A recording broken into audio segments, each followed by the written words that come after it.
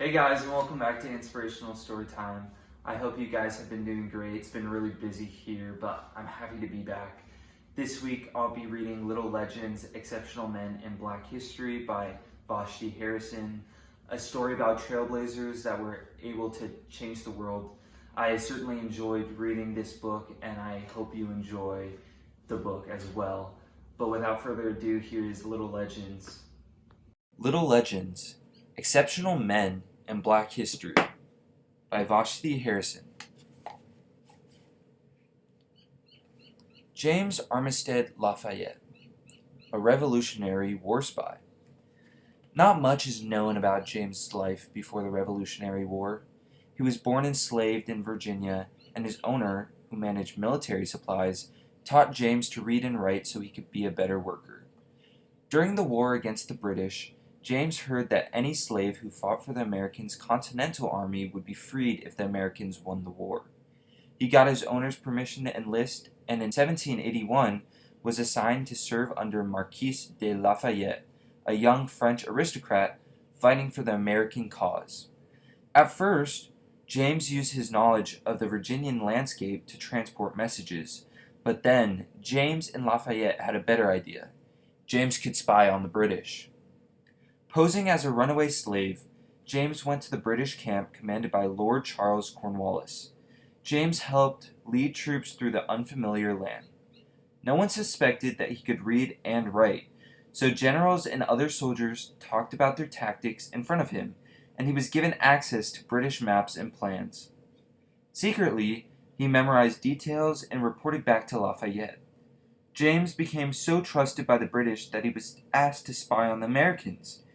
He agreed, but gave the British only false information. Equipped with James's accurate information about British troop size, strategies, and morale, the Continental Army defeated the British at Yorktown, effectively ending the war. Imagine Cornwallis's surprise when he entered Lafayette's headquarters to surrender and saw James there. After the war, enslaved people who served as soldiers were freed, but James had not technically been a soldier, and he was not freed. He petitioned for his release but was ignored. It wasn't until Lafayette wrote a letter commending James's services that his petition was granted and he was freed in 1787. James took the name Lafayette to honor his commander and friend. He lived the rest of his life as a farmer and family man, secretly one of America's greatest heroes. Louis Armstrong, a jazz musician. Louis was born in the same place as jazz, New Orleans. He had a rough upbringing, living in a neighborhood so dangerous it was nicknamed the battlefield. He got his first job at age 7, collecting scrap around town. Riding through the streets, he played a small tin horn and soon realized that he could play a whole song. Louis saved up enough money to buy a nice cornet to continue practicing. Trouble was not far away, however. At a 1912 New Year's Eve celebration, Louis was arrested for firing off a pistol. He was sent to a home for troubled boys. Amazingly, the home had a band. Brass bands have been an integral part of New Orleans culture since the late 1800s, and Louis was given real cornet lessons. The band marched to his neighborhood, and his friends and family couldn't believe that Louis was playing for real. It was the first major step in his musical journey.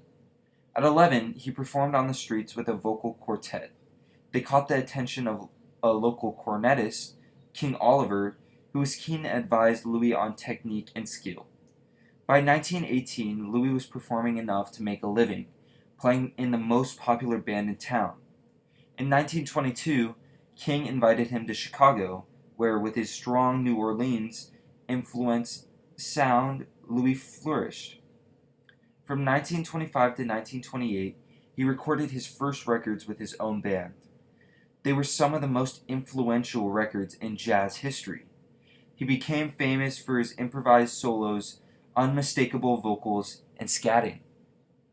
Louis had many hit recordings, including La Vie en Rose and What a Wonderful World.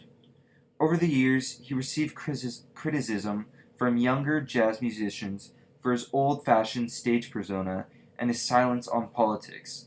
But throughout his career, he broke down barriers and took a stand for civil rights.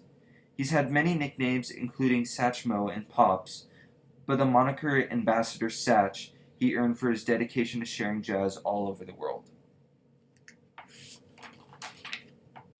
Thurgood Marshall, Supreme Court Justice. Thurgood, later shortened to Thurgood, was a naturally argumentative boy and a bit of a troublemaker. His punishment for talking too much was to memorize the U.S. Constitution, which was probably not the worst thing for him, considering that one day he would become one of the world's leading constitutional scholars. By the time he applied to college, Thurgood knew what he wanted to be a lawyer. He hoped to attend the University of Maryland School of Law, but couldn't because he was black. The anger and frustration about that instilled in him a deep desire for justice and equality. Instead, he earned his law degree from the historically black college, Howard University. Not long after graduation in 1933, Thurgood began working with his mentor, Charles Houston, for the NAACP. He wanted to help fight for civil rights. Their major goal was to overturn the U.S. Supreme Court, ruling that segregation was legal if the segregated facilities were separate but equal.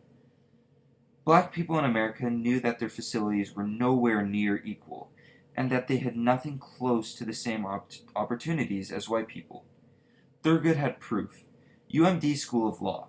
He and Charles made the case to Maryland state courts that in order to uphold the separate but equal law, UMD would need to have a second school that admitted black students. In 1936, they won. It was the first in a long line of cases they brought to take down legal segregation. Then, in 1954, Thurgood brought the case of Brown v. Board of Education of Topeka to the U.S. Supreme Court. It was a landmark ruling that would lead to the end of legal segregation in the country. In 1967, Thurgood was appointed as an Associate Justice to the U.S. Supreme Court. He would be the first African American justice. In his long career, he was well known for his constitutional knowledge and even helped the United Nations draft the constitutions for the newly formed countries Ghana and present-day Tanzania.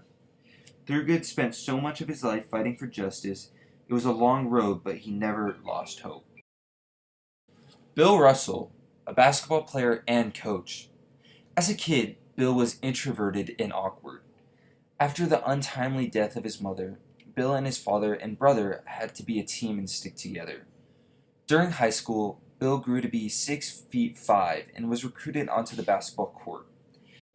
He wasn't the best player, but he was smart and he paid attention. Watching closely, he mirrored his opponents, blocking shots, which at the time was considered a bad play. But it led to wins and later redefined how defense was played. Although he was still improving his skills, Bill also worked hard to be the best teammate he could be, listening to his fellow players and adapting his game to support them. As he got better, Bill earned championships in high school and college, and he won a gold medal in the Olympics. In 1956, he joined the Boston Celtics, and in his 13 years there, the team won 11 championships. In 1966, he became the Celtics players' coach, coaching while still playing. He was the first black coach in the National Basketball Association. Bill believed that athletes should be idolized not for their abilities on the court, but for how they lived their lives. He always stood up for what he thought was right. Bill ran an integrated youth basketball camp in Mississippi while enduring racist taunts and threats by the Ku Klux Klan. Many Bostonians didn't like that Bill was so outspoken and politically active.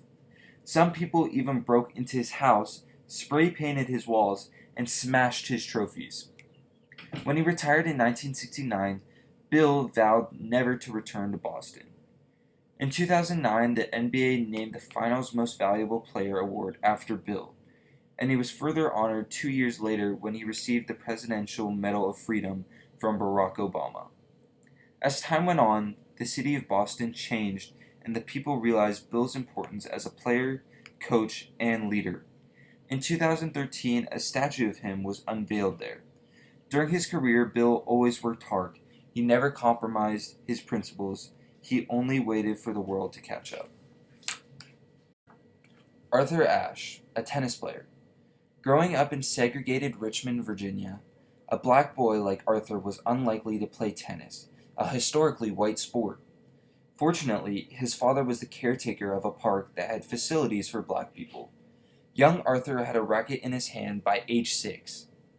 As he got older, segregation and other forms of discrimination kept him from regular training, but he met Dr. Robert Walter Johnson, who ran a tennis camp in Lynchburg for black athletes, including women's champion Althea Gibson.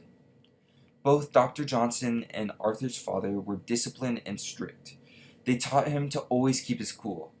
Black athletes had to live by a high standard because their actions on the court had real-world consequences. Arthur played in whites-only tournaments and opened up doors for other athletes of color. In 1968, he won the first U.S. Open of the modern era, and in 1975 was the first black male to win Wimbledon. On the tennis court, Arthur was a star, but off the court he was a naturally quiet person. With the South African Open, Arthur found his opportunity to use his voice. At the time, South Africa practiced a form of segregation known as apartheid, and the government wouldn't let him into the country to compete. Arthur spoke out. He even testified in front of Congress saying athletes, especially black athletes, must use every resource at their command to right things that are wrong. In 1973, South Africa finally let Arthur enter the country and play in the tournament. Over the years, Arthur continued to use his voice to bring attention to racism around the world. In the 1980s, Arthur contracted HIV during heart surgery. He kept his diagnosis a secret until 1992, when he used it as an opportunity to speak out for the rights of HIV-positive people, including those like him with full-blown AIDS. He kept speaking out for underrepresented people until he passed away in 1993. Arthur proved that even a quiet person can be a big voice for change in the world.